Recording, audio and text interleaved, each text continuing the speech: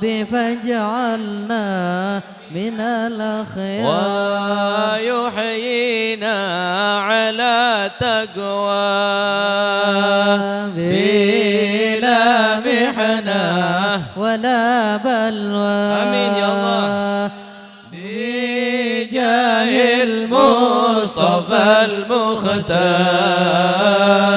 ربي فاجعلنا من الأخيار الله الله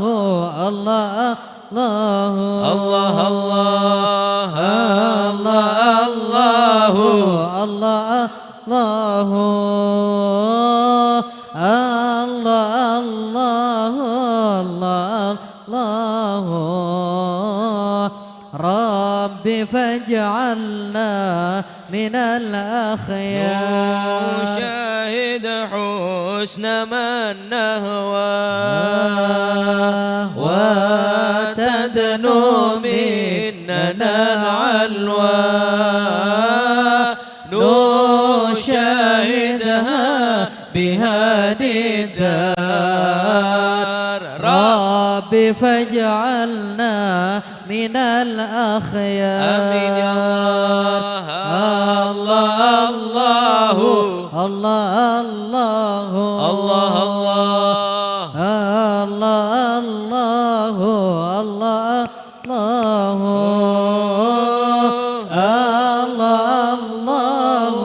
الله الله ربي فاجعلنا من الأخيار مع الواسي وذاتي وأوصافي وحالتي ومن هذارة الأدوار ربي فاجعلنا من الأخيار الله الله الله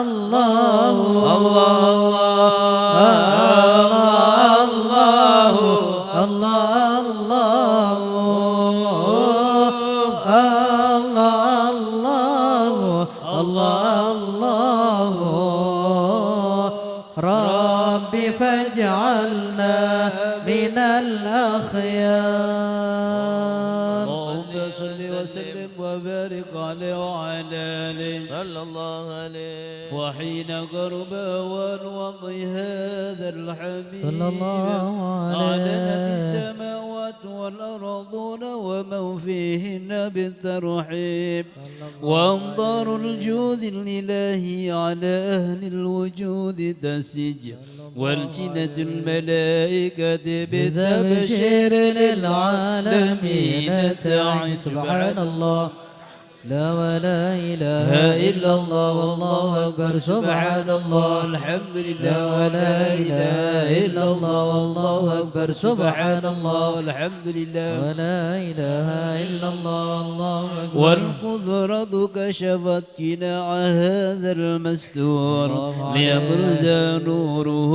كاملا في عالم الظهور نورا فاق كل نور صلى الله عليه وانفذ الحق حكم على من أتم الله عليه النعمة من خواص الأمة أن يحضر عند وضعه أمة دانيشا لجنابها المسعود ومشاركة لها في هذا السماط الممدود صلى الله عليه وحضرت بتوفيق الله سيدة مريم والسيدة آسيا وما هما من العون العين من قسم الله له من الشرف بالقسمة الوافية صلى الله فهذا الوقت الذي رتب الله على حضوره وجود هذا المولود فانطلق سبح الكمال من النور عن عمود وبرز الحامد المحمود مذعنا لله بالتعظيم والسجود صلى الله صلى الله عليه وسلم صلى الله على محمد صلى الله عليه وسلم اللهم صل على محمد ومولانا محمد.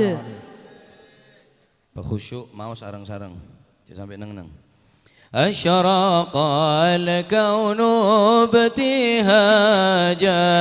بوجود المصطفى أحمد ولآل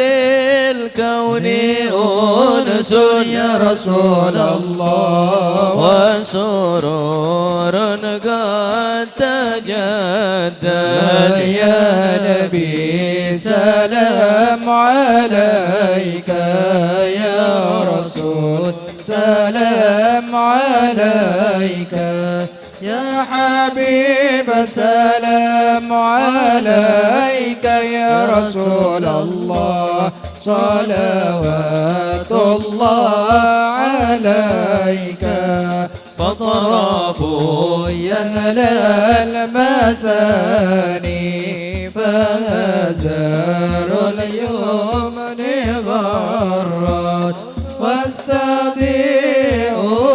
بجمال يا رسول الله فقفي الحسن تفرد يا نبي سلام عليك يا رسول سلام عليك يا حبيب سلام عليك يا رسول الله صلوات الله عليك ولنا البشرى بسعد مستمر ليس ينفد حيث أوتينا عطاء جمع الفخر المؤبد يا نبي سلام عليك يا رسول سلام عليك يا حبيب سلام عليك صلوات الله عليه فلربي كل حمد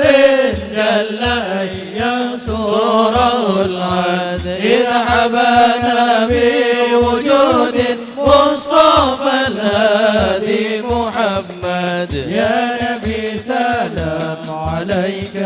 يا رسول سلام عليك يا حبيب سلام عليك صلوات الله عليه مرحبا يا رسول الله أهلا مرحبا بك إن بك نسعد مرحبا مرحبا يا نور العين مرحبا مرحبا جد الحسين مرحبا وبجاهه يا إلهي مرحبا جود وبلغ كل مقصد مرحبا مرحبا يا نور العين مرحبا مرحبا جد الحسين واهدنا نهج سبيلي مرحبا مرحبا كي به نسعد ونرشد الله مرحبا مرحبا مرحبا يا نور العين مرحبا مرحبا مرحبا جاد الحسين الله مرحبا مرحبا أنا ربي بلغنا بجاهي مرحبا مرحبا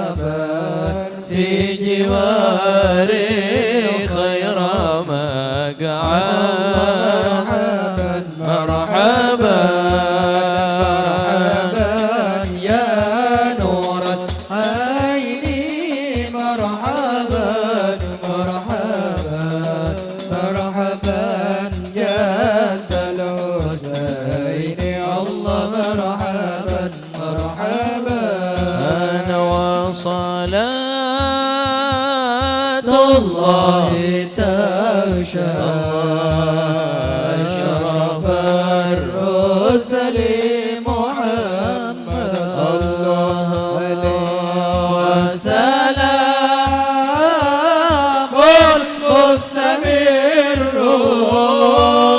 كل حين يتجدد صلى الله على محمد مرحبا صلى الله عليه وسلم مرحبا صلى الله على محمد مرحبا صلى الله عليه وسلم مرحبا اللهم صل على محمد.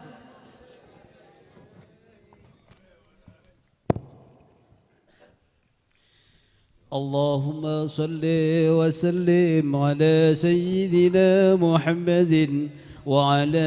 آل سيدنا محمد.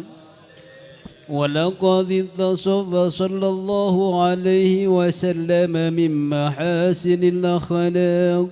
بما تذيق عن كتابته بطون الأوراق. كان صلى الله عليه وسلم أحسن الناس خلقا وخلقا وأولهم إلى مكارم الأخلاق سبقا ووسعهم بالمؤمنين حلما ورفقا بل رؤوفا لا يقول ولا يفعل إلا معروفا صلى الله له الخلق السهل واللفظ المحتوي على المعنى الجزل إذا دعاه المسكين أجابه إجابة معجلة صلى الله عليه وهو الأب الشفيق الرحيم باليتيم والأرملة وله مع سولة أخلاقه الهيبة القوية التي ترتعظ منها ورئيس الأغنياء من البرية صلى الله عليه ومن أشرته به تعذرت الطرق والمنازل وبعرف ذكره تضيبت المجالس والمحافل فهو صلى الله عليه وسلم جامع الصفات الكمالية والمنفرد بخلقه وخلقه بأشرف حصوصية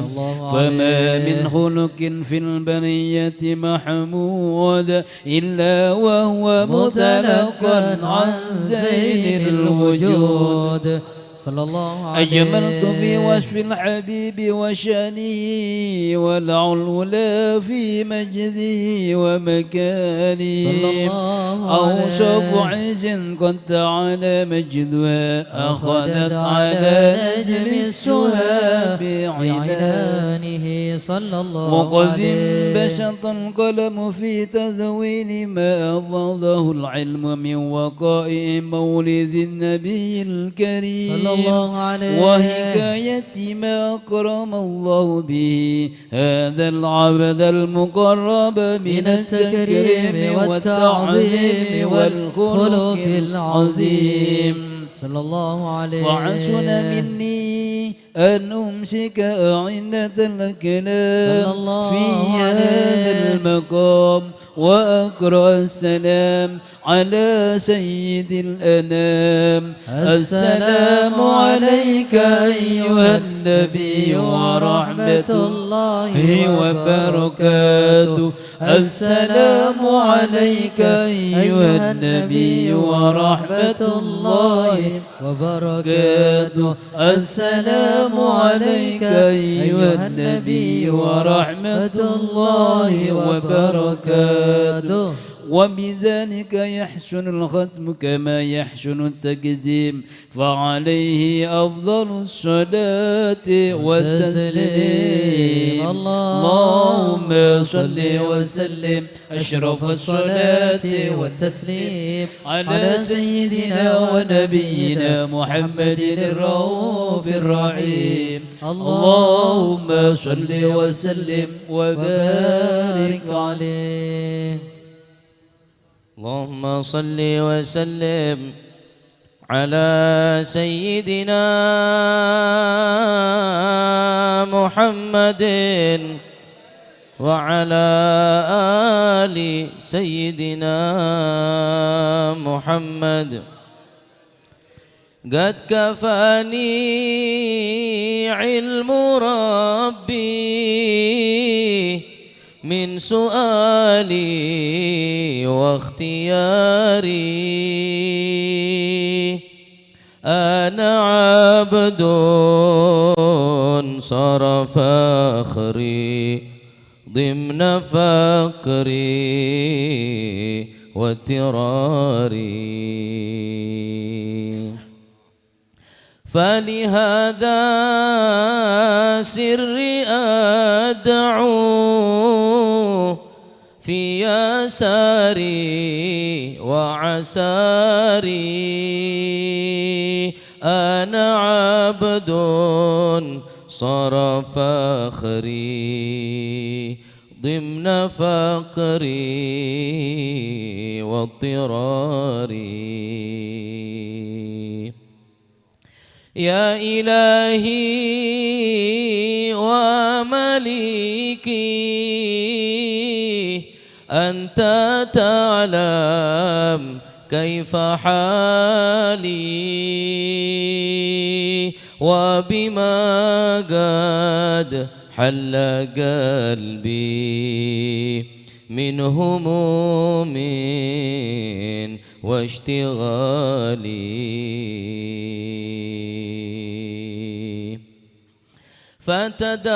فتداركني بلطف منك يا مولى الموالي يا كريم الوجه غيثني قبل أن يفنى اصطباري يا قريبا يا مجيبا يا عليما يا سميعا قد تحققت بعجزي قد تحققت بعجزي وخضوعي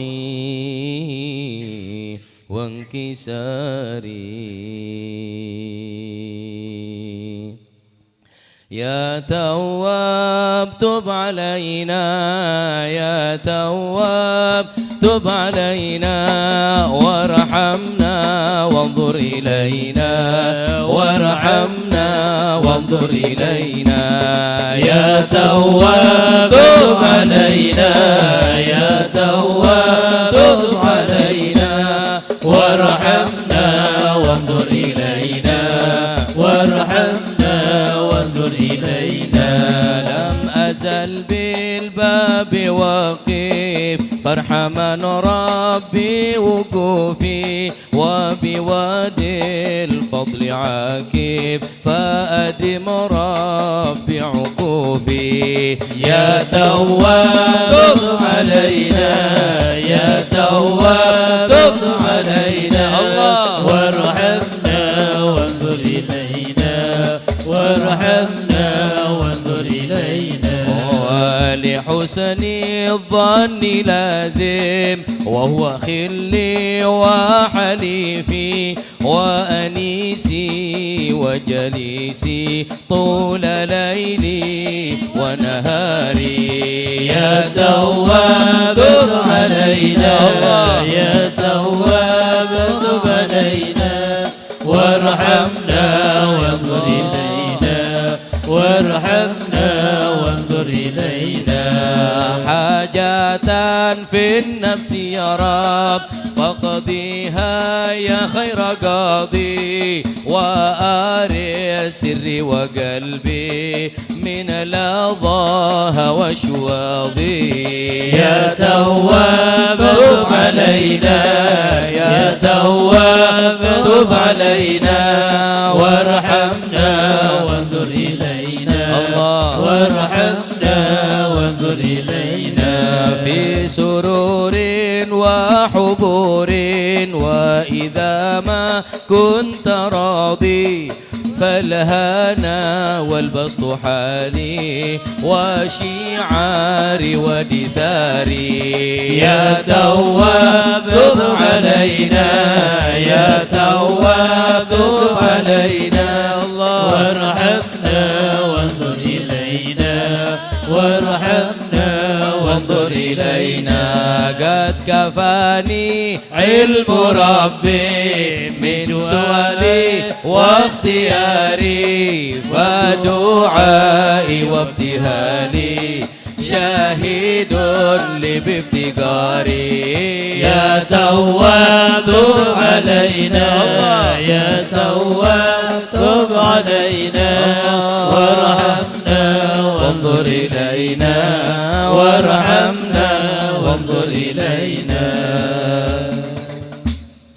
بسم الله الرحمن الرحيم الحمد لله رب العالمين اللهم صل وسلم على سيدنا محمد في الأولين والآخرين وصل وسلم على سيدنا محمد في النبيين والمرسلين وصل وسلم على سيدنا محمد في كل وقت وحين وصل وسلم على سيدنا محمد وعلى آله وصحبه أجمعين ولما ندم الفكر من دراري الأوصاف المحمدية وجودا توجهت إلى الله متوسلا بسيدي وحبيبي محمد صل عليه صلى الله عليه وسلم أن يجعل سعي فيه مشكورا وفعلي فيه محمودا وأن يكتب عملي في الأعمال المقبولة وتوجهي في توجهات الخالصة والصلات الموصولة اللهم يا من إليه تتوجه الآمال فتعود ضافرة وعلى باب عزته تحت الرحال فتخشاها منه الفيوضات الغامرة نتوجه إليك بأشرف الوسائل لديك سيد المرسلين عبدك الصادق الأمين سيدنا محمد الذي عمت رسالته العالمين أن تصلي وتسلم على تلك الذات الكاملة مستودع أمانتك وحفيظ سرك وحامل راية دعوتك الشاملة الأب الأكبر المحبوب لك والمحسس بالشرف الأفخر في كل موطن من مواتن القرب ومدهر قاسم إمدادك في عبادك وساقي كوس إرشادك لأهل ودادك سيد الكونين وأشرف الثقلين العبد المحبوب الخالص المخصوص منك بأجل الخصائص اللهم صل وسلم عليه وعلى آله وأصحابه وأهل هدرة اقترابه من أحبابه اللهم إنا نقدم إليك جاه هذا النبي الكريم ونتوسل إليك بشرف مقامه العظيم أن تلاحظنا في حركاتنا وسكناتنا بعين عنايتك وأن تحفظنا في جميع أدوارنا وتقلباتنا بجميل رعايتك وحسن وقايتك وأن تبلغنا من شرف القرب إليك وإلى هذا الحبيب غاية آمالنا آمالنا آمين وتتقبل منا ما تحركنا فيه من نياتنا نياتنا وأعمالنا آمين وتجعلنا في هدرة هذا الحبيب من الحاضرين الحاضرين وفي طرائق اتباعه من السالكين ولحقك وحقه من المعدين ولأهدك من الحافظين اللهم إنا لنا أدمان في رحمتك الخاصة فلا تحرمنا وذنونا جميلة هي وسيلتنا إليك فلا تخيبنا آمنا بك وبرسولك ما جاء به من الدين وتوجهنا به إليك مستشفين أن تقابل المذنب منا بالغفران والمسيء بالإحسان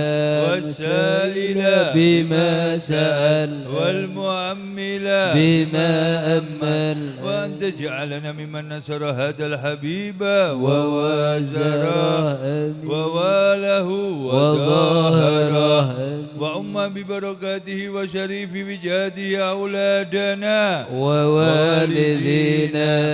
وأهل قدرنا ووالدينا وجميع المسلمين والمسلمات والمؤمنين